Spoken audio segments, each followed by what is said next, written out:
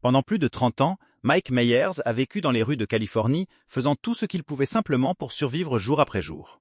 Fatigué et usé par le soleil implacable, Myers se retrouvait souvent en conflit avec la loi dans le comté d'Alameda pour avoir demandé de la monnaie à des inconnus. Malgré cela, il risquait sa sécurité et sa liberté juste pour avoir assez d'argent pour manger. Un jour, lorsqu'un shérif a remis une contravention à Myers, aucun des deux ne pouvait imaginer que cet événement déclencherait un voyage qui changerait leur vie à tous les deux. Un voyage rempli de vérités difficiles, de souvenirs douloureux et d'une quête pour découvrir qui était vraiment Mike.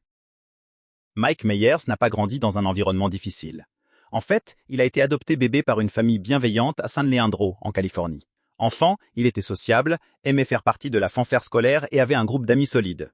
Mais à la maison, les choses n'étaient pas aussi parfaites qu'elles en avaient l'air.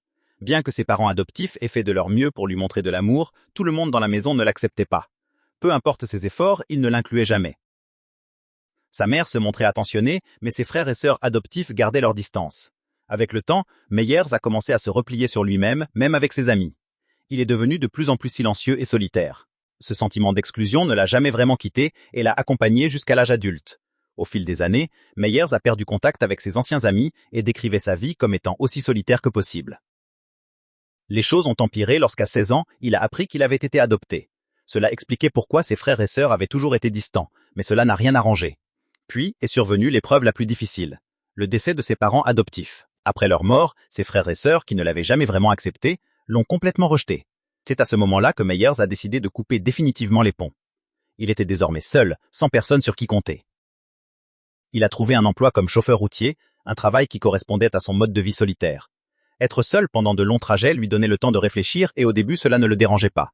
Mais avec le temps, l'isolement constant l'a épuisé.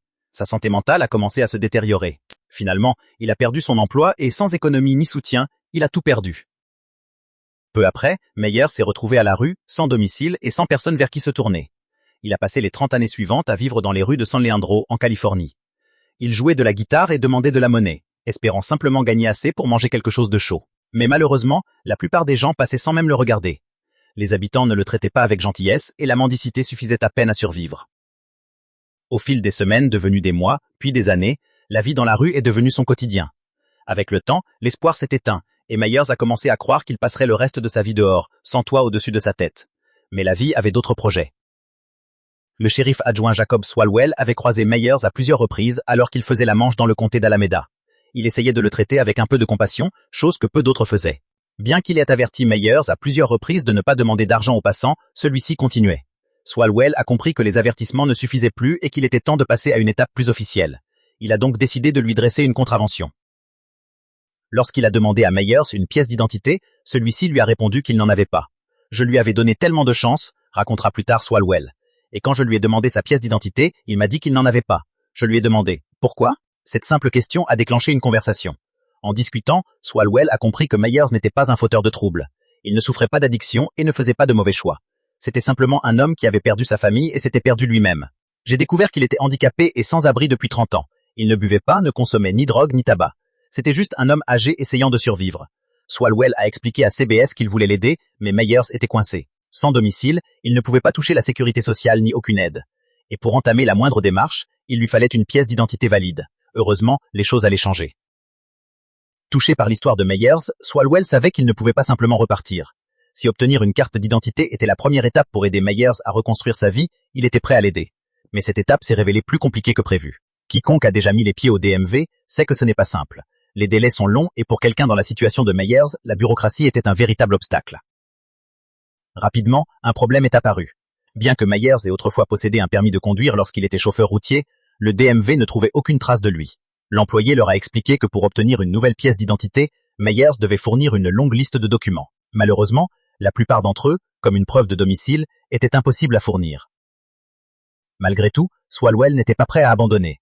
Myers, lui, commençait à perdre espoir. Il avait déjà été déçu tant de fois qu'il lui était difficile de croire que cette fois serait différente. Mais Swalwell refusait de le laisser baisser les bras. Voyant qu'ils avaient besoin de plus d'aide, il a contacté son pasteur. Ensemble, ils ont établi un plan pour retrouver tous les documents possibles, à commencer par l'acte de naissance.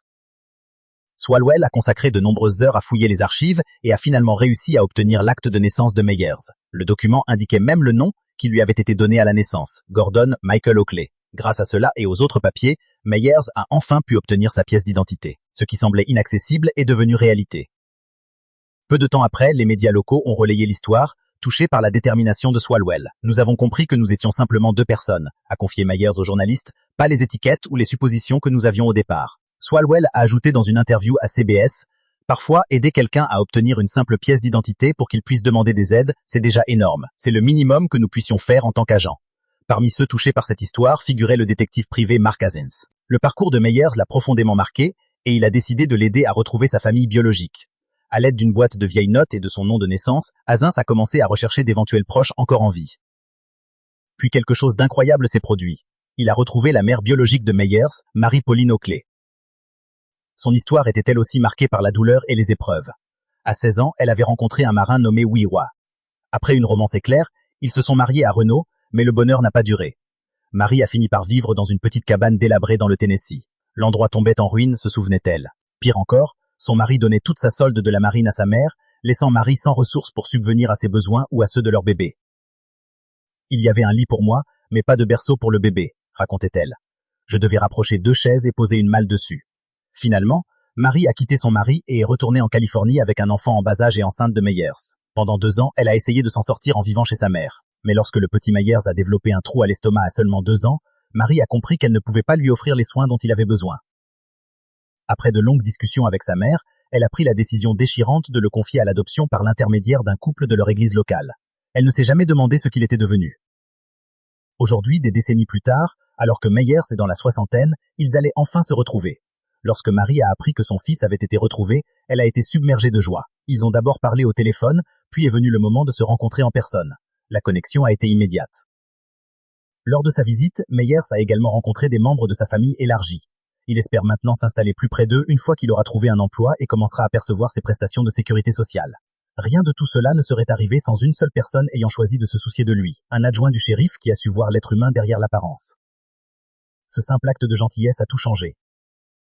Merci d'avoir regardé. Si cette histoire vous a touché, n'oubliez pas d'aimer, de partager et de vous abonner pour découvrir d'autres histoires inspirantes tirées de la vie réelle.